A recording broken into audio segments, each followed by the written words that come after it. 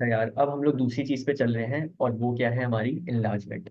यार इनलार्जमेंट क्या है? या तो आपका ऑब्जेक्ट या तो जूम इन होगा या तो जूम आउट होगा। जैसा कि मैं स्क्रीन को अभी ये कर रहा हूँ, तो मैं जूम आउट कर रहा हूँ, ठीक है। पहले स्क्रीन बड़ी दिख रही थी तुम लोगों को, अब स्क्रीन छोटी दिख रही है, ये जूम आउट की है। लेकिन अगर इसी को मैं इस तरह कर दूं, तो ये मैंने इसको इनलार्ज किया है, मैंने इसको जूम इन किया। तो यही कॉन्सेप्ट बेसिकली हमने यहाँ लगाना है। देखो, कभी भी इनलार्जमेंट को डिस्क्राइब करना है ना, तो दो चीजें चाहिए। एक आपको चाहिए सेंटर ऑफ इनलार्जमेंट, ठीक है। एक आपको चाहिए स्केल फैक्टर्स। अच्छा, वर्ड्स ना बहुत मोटे मोटे आएंगे, मतलब बच्चा अगर पहली दफा ये चैप्टर पढ़े तो वो तो कंफ्यूज ही हो जाता है, परेशान नहीं होना है। पहले क्या चीज मालूम होनी चाहिए? Centre of enlargement. फिर क्या मालूम होना चाहिए? Scale factor. मतलब क्या, इन चीजों का जरा उस पर आते हैं। सबसे पहले सेंटर ऑफ इनलार्जमेंट क्या होता है, उस पर जरा बात करते हैं।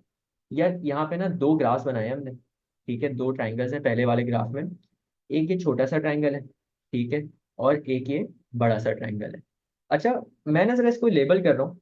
ये, इसको मैं लेफ्ट लेबल कर रहा हूँ, इसको मैं राइट लेबल कर रहा हूँ। जरा मुझे तुम लोग बताओ कि इसमें ऑब्जेक्ट कौन सा है, लेफ्ट वाला है या राइट वाला है?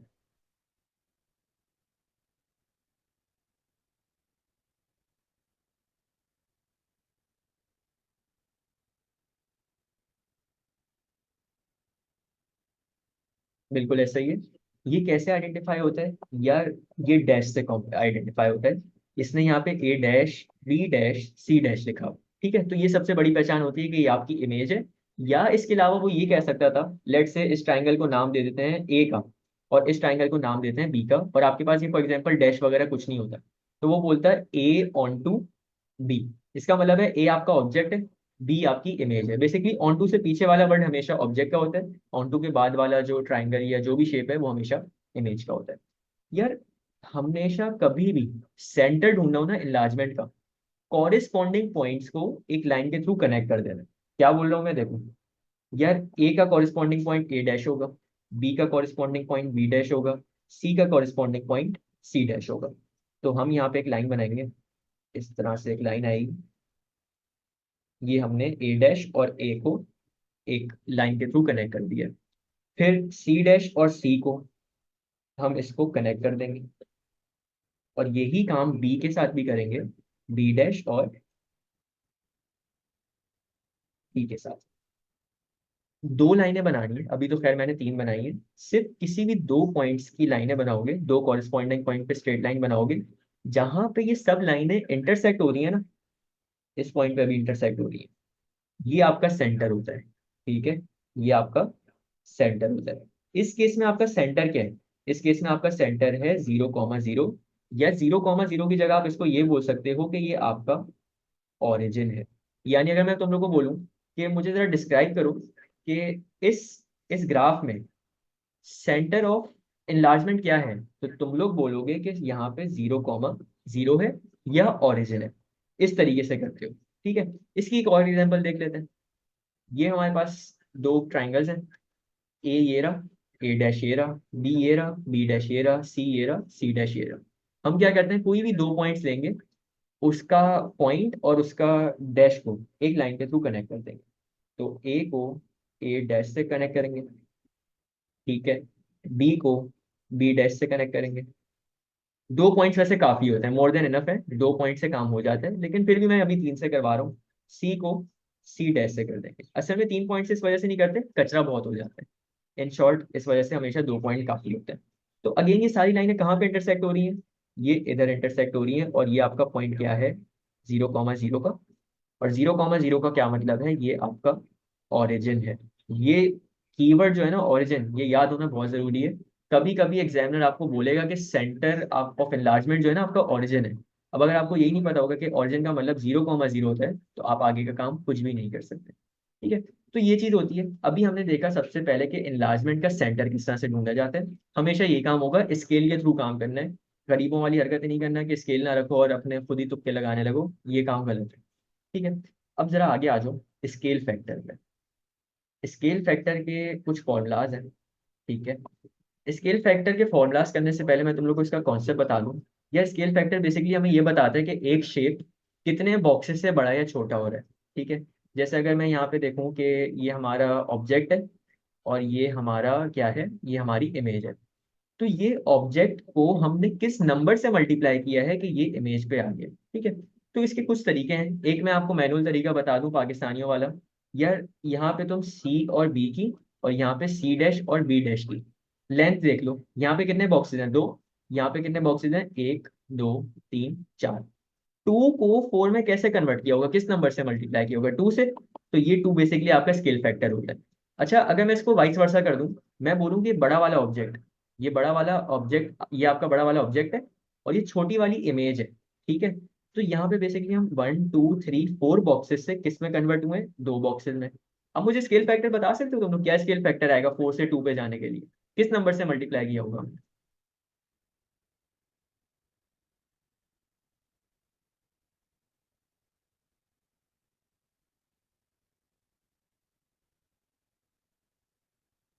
बिल्कुल ऐसा ही है।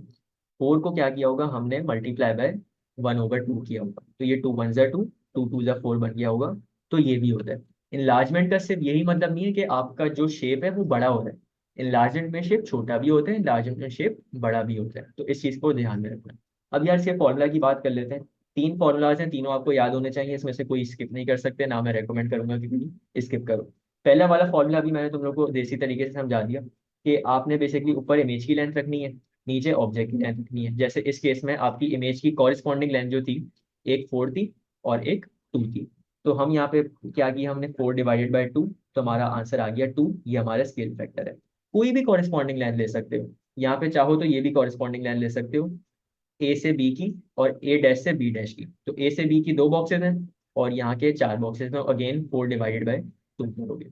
कुछ भी कर सकते हो जो कि आपकी लाइन हॉरिजॉन्टल और वर्टिकल है। डायगनल लाइंस का ना करना, जैसे ये डायगनल है, अब आप इसकी लेंथ मेजर नहीं कर सकते, ठीक है। करने भी आओगे तो बहुत टाइम वेस्ट करोगे, नॉट वर्थ इट है। दो मार्क के सवाल होते हैं ये। तो इसका दूसरा फॉर्मूला क्या है, दूसरा फॉर्मूला होता है एरिया के थ्रू। यार ट्रिग्नोमेट्री में हमने ट्राइंगल के एरिया निकालना सीखे थे, फिर हमने ये देखा था कि ट्राइंगल के एरिया जो है कोऑर्डिनेट ज्योमेट्री में कैसे निकाले जाते हैं।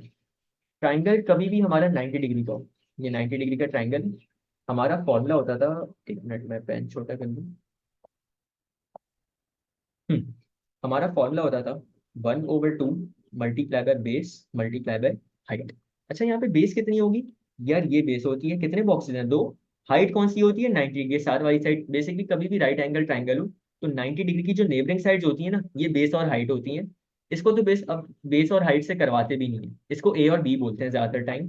तो एक साइड ए हो जाएगी, एक साइड बी हो जाएगी, तो ये दोनों दो बॉक्सेस के बराबर है। तो यहाँ पे one over two multiply by two multiply by two, ये टू से टू कैंसिल हो गया। आपका आंसर क्या आ रहा है इसके एरिया का, टू। अच्छा, अगर बड़े ट्राइंगल का एरिया निकालने पे आए तो अगेन फॉर्मूला लगाएंगे one over two multiply by A multiply by B. मैंने बेस और हाइट को ए और बी से रिप्लेस कर लिए, परेशान नहीं हो रहा है। तो यहाँ पे हमारी बेस कितनी है, एक दो तीन चार बॉक्सेस, और हाइट कितनी है, एक दो तीन चार बॉक्सेस। तो ए और बी की बेसिकली वैल्यू फोर और फोर होगी।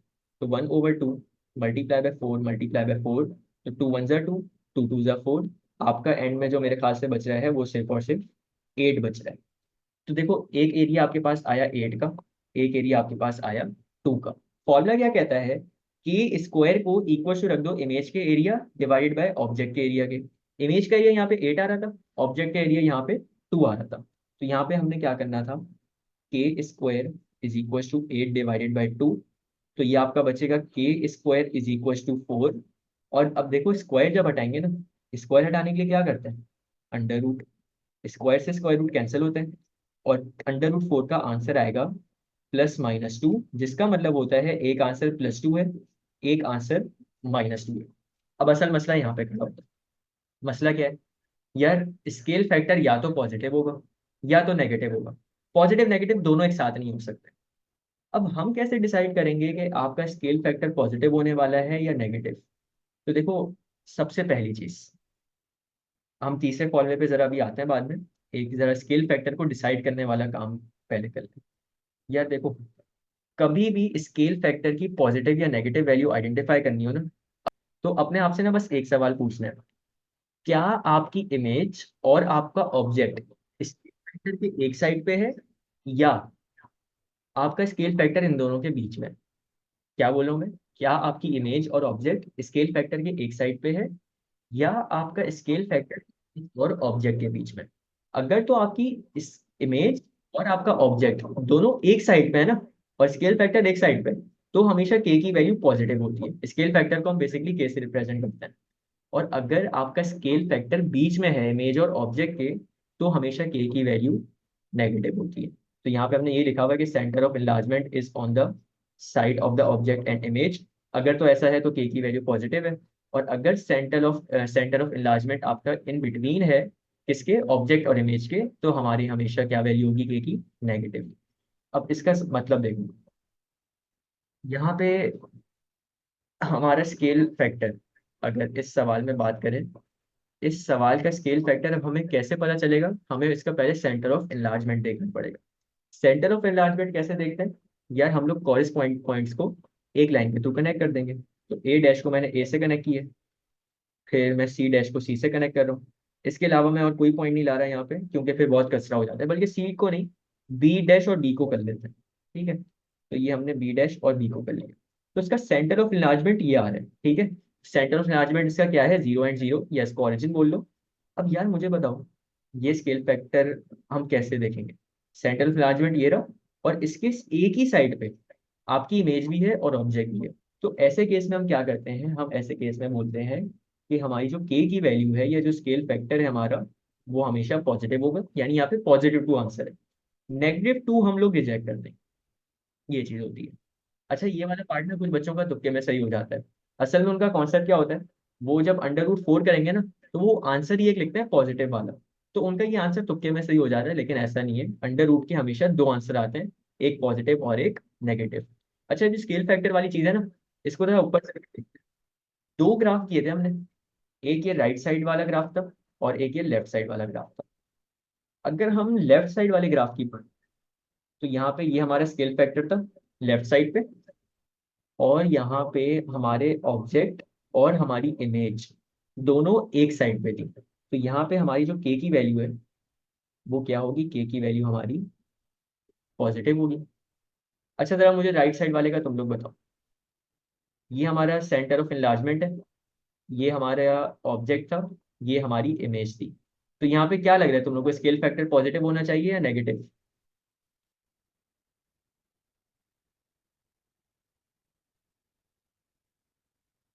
बिल्कुल ऐसा ही है, क्योंकि अब देखो यहाँ पे ऑब्जेक्ट और इमेज के बीच में ना आपका सेंटर ऑफ एनलार्जमेंट है। तो इस वजह से यहाँ पे हमारा जो स्केल फैक्टर है, वो क्या आ रहा होगा, नेगेटिव। यानी इन शॉर्ट के की वैल्यू क्या आ रही होगी, नेगेटिव। तो ये चीज होती है कि के की पॉजिटिव और नेगेटिव वैल्यू किस तरह से आइडेंटिफाई की जाती है। ये चीज समझ आ गई। आगे आ जाओ। अब आखिरी फॉर्मूला क्या है, यार ये आखिरी वाला फॉर्मूला ना मोर और लेस पहले वाले फॉर्मूले से सिमिलर ही है। ठीक है, तो अगर तुम लोग चाहो तो मैं ये बोल सकता हूँ कि इसको स्किप भी कर दो, तो कोई ऐसा मसला नहीं है, क्योंकि ये पहले वाले फॉर्मूले से मिलता जुलता है। क्या है आखिरी फॉर्मूला, कि अगर के ढूंढना है, तो जो आपकी इमेज का डिस्टेंस है ना सेंटर से, उसको डिवाइड कर दो ऑब्जेक्ट के डिस्टेंस से, जो कि सेंटर से आ रहा है। तो जैसे अगर हम यहाँ पे बात करें, तो ये हमारा सेंटर ऑफ एनलार्जमेंट था। ठीक है, जिसको हम क्या कह सकते हैं, सिंपली सेंटर कह सकते हैं। तो यहाँ से अगर तुम पॉइंट सी का डिस्टेंस देखो, एक बॉक्स, दो बॉक्स, तीन बॉक्स। ठीक है, यहाँ पे तीन बॉक्सेस का डिस्टेंस है। और फिर अगर हम यहाँ के सी डैश का डिस्टेंस देखें, तो कितना डिस्टेंस है, एक, दो, तीन, चार, पाँच, छ। इसका तीन था, इसका छः था। तो हम लोग यहाँ पे सिंपली क्या करेंगे, 6/3। तो यहाँ पे अगर इस तरह से निकालना है, तो तुम लोग क्या कर सकते हो, 6/3, इसका आंसर आएगा 2। अच्छा, ये जो डिस्टेंस वाला सीन है ना सेंटर से, ये हॉरिजॉन्टल भी देख सकते हो, वर्टिकल भी देख सकते हो। अभी हमने हॉरिजॉन्टल देखा था, यानी हम सेंटर से 1 पॉइंट, 2 पॉइंट, 3 पॉइंट गए तो सी आ गया, और फिर 4 पॉइंट, 5 पॉइंट, 6 पॉइंट गए तो सी डैश आ गया।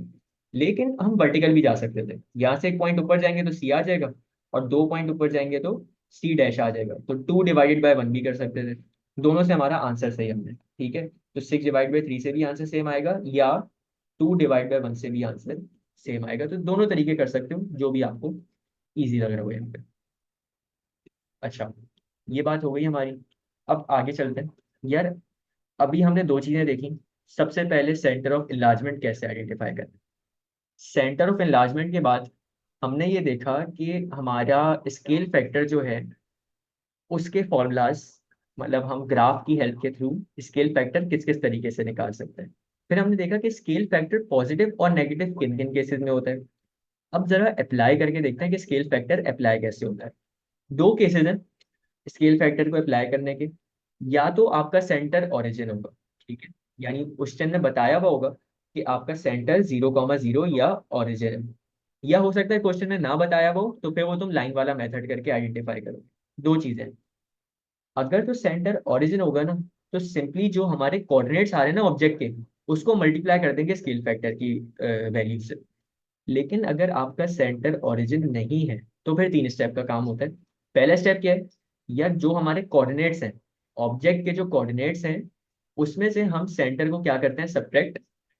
उसके बाद क्या करते हैं, जो आंसर आता है ना सब्ट्रैक्ट करने के बाद, उसको मल्टीप्लाई करते हैं स्केल फैक्टर से। और फिर मल्टीप्लाई करने के बाद जो आंसर आता है उसमें हम प्लस कर देते हैं अपने सेंटर। ये जो भी राइट साइड वाली बात की है ना, ये अभी सर के ऊपर से जाएगी। पहले काम करते हैं लेफ्ट वाली चीज को सॉल्व करने की कोशिश करते हैं।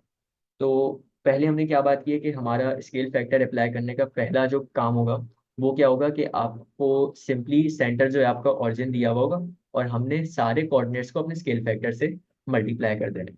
तो ये पहला क्वेश्चन हम करने जा रहे हैं। यहाँ पे क्वेश्चन पढ़ते हैं। Triangle A B C maps on to triangle P Q R. Triangle A B C जो है ये आपका ऑब्जेक्ट है, ट्राइंगल पी क्यू आर जो है ये आपकी इमेज है। After an enlargement of scale factor 2। Scale factor 2 है, यानी अभी हम कुछ इस पॉइंट इस इंफॉर्मेशन के साथ आगे कुछ डिसाइड नहीं कर सकते अनटिल एंड अनलेस हमें ओरिजिन का पता चले, इसमें इसमें हमें सेंटर का पता चले। सेंटर ओरिजिन, उसने हमें बता दिया कि सेंटर ओरिजिन है, यानी 0,0 की हेल्प से हम लोग ये काम कर रहे हैं। Draw and label triangle P Q are, ये पहला पार्ट है। दूसरे पार्ट का भी बाद में आते हैं, पहले पहला वाला पार्ट सॉल्व कर लेते हैं। सेंटर ओरिजिन जब भी होगा ना, इन्लार्जमेंट आसान तरीन काम है। यार ए बी और सी के कोऑर्डिनेट्स देखो। ए का कोऑर्डिनेट है क्या है, 1,1। बी का कोऑर्डिनेट है 3,1। अच्छा इसको ना गैप देके लिख लेते हैं। और सी का कोऑर्डिनेट है 3,4। पॉइंट्स देख लिए। अब अगर पॉइंट्स हम लोग को देखना नहीं आते तो उसका मतलब फिर तो हम लोग की कोऑर्डिनेट ज्योमेट्री वीक होगी। तो पॉइंट्स कैसे देखना है, पहले एक्स की वैल्यू देखते हैं फिर वाई की वैल्यू देखते हैं, सिर्फ ये काम होता है। हमने सिंपली इन वैल्यूज को मल्टीप्लाई किससे कर देना है, हमने मल्टीप्लाई कर देना स्केल फैक्टर से। स्केल फैक्टर कितना है, स्केल फैक्टर 2 है, यानी हमने ए को भी मल्टीप्लाई बाय 2 करना है, हमने यहाँ पे बी को भी मल्टीप्लाई बाय 2 करना है, सी को भी मल्टीप्लाई बाय 2 करना है। इस 2 को हम एक्स की वैल्यू से और वाई की वैल्यू दोनों से मल्टीप्लाई करते हैं। तो अब आपका आंसर जो आएगा वो आएगा 2,2 पहले का, दूसरे का आएगा 6,2, तीसरे का आएगा 6,8। सिर्फ और सिर्फ बेसिक मल्टीप्लीकेशन की है। और अब ये वाले पॉइंट्स जो है ना, ये तुम लोगों ने अपने ग्राफ पे प्लॉट करने हैं। पहला है 2,2, 2,2 इधर आएगा, ठीक है। उसके बाद 6,2, 6,2 इधर आएगा। और 6,8 आपका इधर आएगा, ठीक है। 2,2 ये आ गया, फिर आपका 6,2 इधर आ गया, और फिर आपका 6,8 इधर आ गया। तो ये 3 पॉइंट्स प्लॉट हो गए। इनको सिंपली एक लाइन के थ्रू कनेक्ट कर देंगे, तो ये हमने इसको इनलार्ज कर दिया। दूसरा काम करते हैं। दूसरा काम क्या कह रहे हैं, triangle A B C maps on to triangle P Q R after an enlargement of scale factor 1/2। अच्छा ये ट्राइंगल का ना नाम चेंज कर लो, ये ट्राइंगल एक्स वाई जी कर लो। ट्राइंगल एक्स वाई जी, क्योंकि ट्राइंगल पी क्यू आर पहले कर चुके हैं ना, इसकी लेबलिंग लाजमी कर देना। तो ये आपका हो जाएगा पी क्यू आर। अब हमने ट्राइंगल ए बी सी को मैप करना है किस पे, ट्राइंगल एक्स वाई जी पे। After an enlargement of scale factor 1/2। Scale factor 1/2 है। सेंटर ओरिजिन, सेंटर ओरिजिन है। कभी भी सेंटर ओरिजिन हो, सिंपली जो हमारी ए बी और सी की वैल्यूज होती है ना, इसको स्केल फैक्टर से मल्टीप्लाई कर देते हैं। तो यहाँ पे मैं ए बी और सी की वैल्यूज को कॉपी कर रहा हूँ इधर राइट साइड पे। एक एक मिनट में जगह बना लूँ, थोड़ी सी जगह कम है।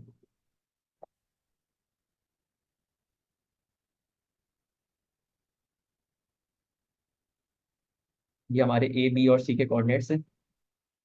इसको अब जरा सॉल्व करते हैं। चलो जी, क्या करना है, मल्टीप्लाई बाय 1/2 का, यानी 1/2 का मतलब है डिवाइड कर देना है 2 से, ठीक है। तो ए को भी करेंगे, बी को भी करेंगे, सी को भी करेंगे। तो पहले को जब हम 1/2 से मल्टीप्लाई करेंगे तो ये आपका बचेगा 0.5 कॉमा 0.5। दूसरे को जब मल्टीप्लाई करेंगे तो आपका बचेगा 1.5 कॉमा 0.5। और आखिरी में जब हम मल्टीप्लाई करेंगे तो ये आपका बचेगा 1.5 एंड 2। ठीक है, सिंपली हमने डिवाइड बाय 2 कर दिया। 1 और 1 को डिवाइड बाय 2 किया तो 0.5 और 0.5 बचा। 3 और 1 को 2 से डिवाइड किया तो 1.5 और 0.5 बचा। और लास्ट में 3 और 4 को डिवाइड बाय 2 किया तो 1.5 एंड 2 बचा। अब हम इसको सिंपली क्या करेंगे, इसको यहाँ पे सारे प्लॉट कर देते हैं। तो 0.5 कॉमा 0.5 ये आपका आएगा एग्जैक्ट इधर। ये वन था, ये वन था। तो इधर 0.5 होगा, इधर 0.5 होगा, तो आपका 0.5 इधर बन रहा होगा।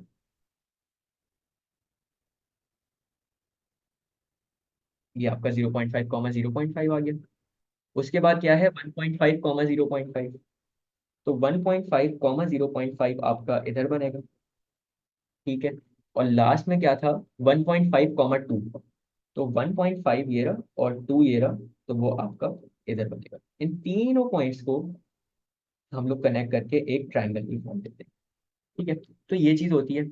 और कोशिश करो कि जो तुम्हारा ये फ्रैक्शन से अगर स्केल फैक्टर आ रहा है, तुम्हारा फ्रैक्शन में स्केल फैक्टर है, तो आंसर अपना डेसिमल में कन्वर्ट कर लो। क्योंकि अगर इसको फ्रैक्शन में छोड़ोगे तो आपका क्या बनेगा, 1/2। तो कभी कभी कुछ बच्चे होते हैं जो फ्रैक्शन को ना डिफरेंशिएट करने में फंस जाते हैं कि अब ये ग्राफ पे कहाँ पे प्लॉट होगा। तो ये चीज होती है। अगर तो देखो स्केल फैक्टर 1 से ज्यादा है ना, 1 से कोई भी वैल्यू आगे की है, 1.5 है, 2 है, 3 है, 4 है, तो हमेशा आपका जो शेप है वो बड़ा और होगा। लेकिन अगर आपका स्केल फैक्टर 1 से पीछे है, यानी 0.9, 0.8, 0.5, 0.1 कुछ भी है, इसका मतलब है कि आपका जो शेप है ना वो हमेशा छोटा हो रहा होगा। तो ये हमने ओरिजिनल ऑब्जेक्ट था, एक इमेज इसकी ये बनी थी स्केल फैक्टर 2 के हिसाब से, और ये एक इमेज इसकी ये बनी थी स्केल फैक्टर 0.5 के हिसाब से। ठीक है, तो ये चीज थी। Triangle ABC maps onto triangle PQR after an enlargement of scale factor 2 centre 1,1। अब देखो ये कौन सी बात आ गई, ये बात आ गई कि जब आपका सेंटर ओरिजिन पे नहीं है। पहले अभी जो हमने दो क्वेश्चंस देखे ना, इसमें आपका सेंटर ओरिजिन था। तो हम क्या करते थे, सिंपली जो हमारे पॉइंट्स होते थे उनको स्केल फैक्टर से मल्टीप्लाई कर देते थे। लेकिन अब सेंटर जब ओरिजिन नहीं होता, तो मैंने बात की थी कि 3 स्टेप का काम होता है। आपके जो भी कोऑर्डिनेट्स हैं, आपके जो भी पॉइंट्स हैं, उसमें सबसे पहले सब्ट्रैक्ट करना है सेंटर को। ठीक है। उसके बाद जो आंसर आता है उसमें क्या करते हैं, उसको मल्टीप्लाई करते हैं अपने स्केल फैक्टर से। और फिर लास्ट में क्या करते हैं, वापस अपना सेंटर ऐड कर देते हैं। तो ये 3 पॉइंट्स को जरा मैं कॉपी कर रहा हूँ, इसको आगे लेके चलते हैं। इसको यहाँ कर लेते हैं।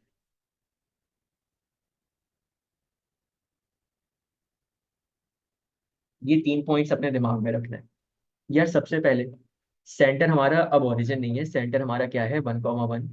अब हमें यार सबसे पहले तो एक काम करते हैं, यहाँ के कोऑर्डिनेट्स को आइडेंटिफाई कर लेते हैं। तो ए के जो कोऑर्डिनेट्स हैं वो आ रहे हैं 2,2। ठीक है। बी के कोऑर्डिनेट्स जो हैं वो आ रहे हैं 4,2। और सी के जो कोऑर्डिनेट्स आ रहे हैं वो आ रहे हैं 4,5।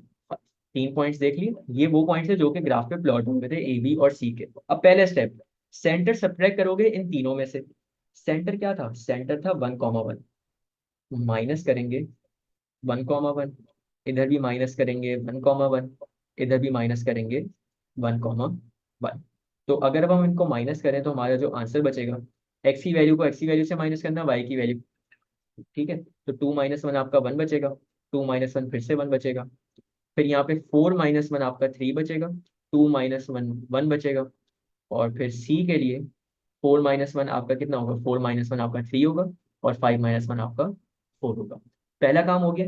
पहला काम क्या होता है, हमेशा अपने सेंटर को सब्ट्रैक्ट कर देना अपने कोऑर्डिनेट से। फिर सेकंड स्टेप क्या है, multiply all the points with scale factor. ये जो पॉइंट है ना, इनको मल्टीप्लाई करना है अपने स्केल फैक्टर से। स्केल फैक्टर क्वेश्चन में गिवन था 2 का। अब इसको करोगे multiply by 2, multiply by 2, multiply by 2, multiply by 2। तो ये आपका जब मल्टीप्लाई करेंगे तो आपका हो जाएगा 2,2। जब बी को मल्टीप्लाई करेंगे तो ये हो जाएगा 6,2। और जब सी को मल्टीप्लाई करेंगे तो ये आपका हो जाएगा 6,8। सेकेंड स्टेप भी हो गया। बस एक आखिरी स्टेप रहता है। आखिरी स्टेप क्या है, एट द सेंटर। इस आंसर में वापस सेंटर को ऐड कर दो। तो अब जब इस आंसर में वापस सेंटर को ऐड करेंगे तो सेंटर कितना था 1,1, इसमें प्लस करेंगे 1,1, इसमें प्लस करेंगे 1,1, इसमें प्लस करेंगे 1,1। तो एक्स की वैल्यू को एक्स के साथ जब ऐड करोगे तो 2+1 3, 2+1 3। फिर यहाँ पे एक्स की वैल्यू को जब एक्स के साथ ऐड करोगे तो 6+1 7, वाई की वैल्यू को वाई के साथ तो 2+1 3। और लास्ट में 6+1 ये आपका कितना हो जाएगा, 6+1 आपका 7, और 8+1 आपका हो जाता है 9। ये बस हमारा इतना सा काम था, 3 स्टेप का काम है। कभी भी आपका सेंटर ओरिजिन ना हो, पहला स्टेप है कि आपने अपने कोऑर्डिनेट्स में सब्ट्रैक्ट कर देना है, किसको सब्ट्रैक्ट कर देना है, सेंटर को। जैसे हम यहाँ पे हमारा कोऑर्डिनेट लेट से ए की बात कर लेते हैं, सिर्फ ए की बात कर लेते हैं अभी। तो ए के ओरिजिनल कोऑर्डिनेट से 2,2, हमने इसको इनलार्ज करना था स्केल फैक्टर 2 से, और इसका सेंटर जो था इनलार्जमेंट का वो था 1,1। तो हमने सबसे पहले 2,2 में से माइनस किया 1,1। तो ये 2 - 1 आपका बना 1, ये 2 - 1 आपका बना 1। पहला काम हो गया। दूसरा काम, इन कोऑर्डिनेट्स को मल्टीप्लाई करते हैं स्केल फैक्टर से। तो 1,1 को मल्टीप्लाई बाय 2 किया तो ये आपका बन गया 2,2। और लास्ट में जो हमारा आंसर आता है इसमें प्लस कर देते हैं अपना स्केल फैक्टर। तो 2,2 में प्लस किया 1,1, तो ये आपका हो गया 3,3। ठीक है। अब यार ये जो पॉइंट्स है ना, बस इसको प्लॉट करने का काम है। तो 3,3, 3,3 कहाँ पे आएगा, 3,3 यहाँ पे आएगा। फिर आपका 7,3 कहाँ पे आएगा, 7,3 यहाँ पे आएगा। और 7,9 जो है वो आपका यहाँ पे आएगा। ठीक है, तो ये हमारा इस तरह का एक ट्राइंगल बन जाएगा। ये चीज होती है। तो ये था हमारा मतलब थोड़ा सा एडवांस्ड क्वेश्चन। इसका एक और क्वेश्चन देख लेते हैं, ताकि अगर किसी को पहली दफा में सर के ऊपर से निकल गई हो तो दूसरी दफा में याद आ जाए। तो सेकंड क्वेश्चन है जी हमारा, यहाँ पे एक ट्राइंगल बना के दिया हुआ है ए का। The diagram shows the triangle A, triangle A is mapped on triangle by an enlargement, enlargement हो रही है। This enlargement has a centre 3,3, centre origin नहीं है, सेंटर 3,3 है यहाँ पे, and scale factor -2। Scale factor given है, लेकिन मसला ये है कि सेंटर नहीं है यहाँ पे। तो क्या करेंगे, अब 3 स्टेप का काम है। सबसे पहले तो ये जो पॉइंट गिवन है इन पॉइंट्स को लिख लो। तो एक काम करो, जब भी पॉइंट्स के असाइन ना हुए ना अल्फाबेट, तो खुद से असाइन कर दिया करो। इसको बोल दो ए, इसको बोल दो बी, इसको बोल दो सी। तो ए के कोऑर्डिनेट्स यहाँ पे क्या है, ए के कोऑर्डिनेट्स हैं आपके 1,2, बी के कोऑर्डिनेट्स है आपके 4,2, और सी के कोऑर्डिनेट्स हैं 4,4। पॉइंट्स लिख लिए। सबसे पहला काम, इन पॉइंट्स में सब्ट्रैक्ट करना है अपना सेंटर 3,3 वाला।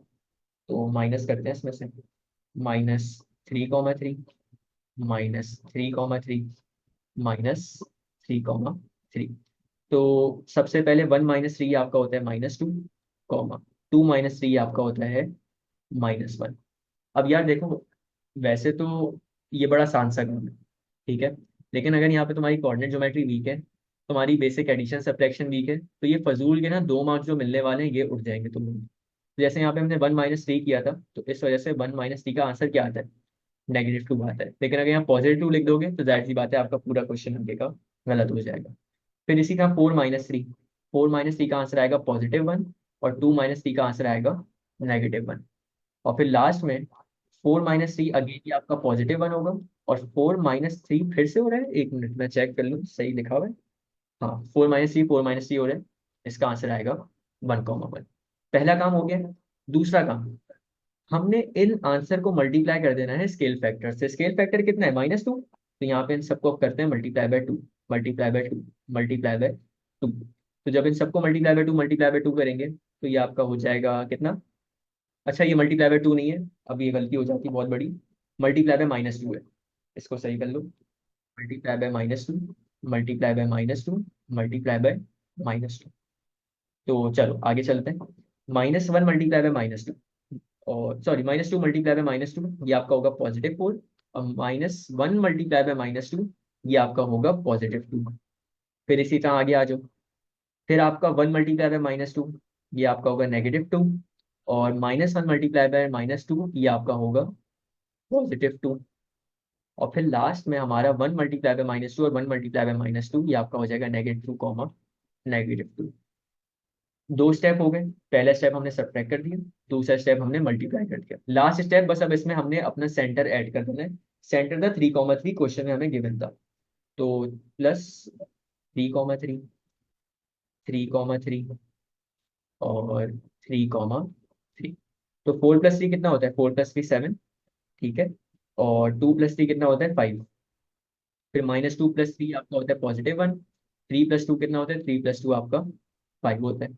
और लास्ट में हमारा -2 + 3, ये आपका हो जाएगा +1। और लास्ट में आपका -2 + 3, ये भी आपका हो जाएगा +1। बस ये हमारे यहाँ पे काम खत्म हो गया। अब बस पॉइंट्स प्लॉट करने हैं।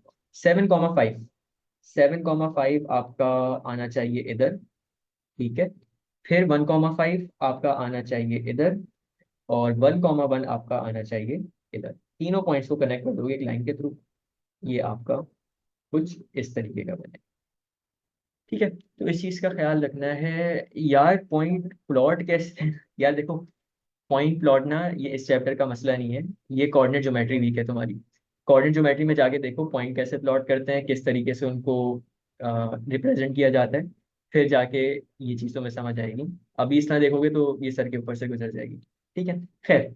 तो ये चीज़ थी। हमारा बस 3 स्टेप का काम है। एक चीज का ख्याल रखना है, वो है ओरिजिन। अगर तो आपका सेंटर ओरिजिन है तो सिंपली स्केल फैक्टर से मल्टीप्लाई कर दोगे। लेकिन अगर आपका आपका सेंटर ऑफ इनलार्जमेंट ओरिजिन नहीं है, तो फिर ये काम करते हैं, पहले माइनस करना है, फिर मल्टीप्लाई करना है, और फिर प्लस करना है। अच्छा, कुछ यहाँ पे ना बच्चे बोलते हैं कि पहले में सब्ट्रैक्ट कर रहे हैं, आखिरी में ऐड कर रहे हैं, तो ये मतलब कैंसिल आउट नहीं हो जाएगा? माइनस, अगर हम बोल रहे हैं कि -2 और +2 करना है, तो कैंसिल आउट करने की चक्कर में होता है, लेकिन नहीं, ये कैंसिल आउट का सीन नहीं होता इसमें। ये बहुत डिफरेंट चीज़ है। तो इस वजह से स्टेप फॉलो करना बहुत ज़रूरी होता है। ठीक है, तो अब ये खैर हमारा ये इनलार्जमेंट का टॉपिक यहाँ पे प्रॉपरली एंड हो गया।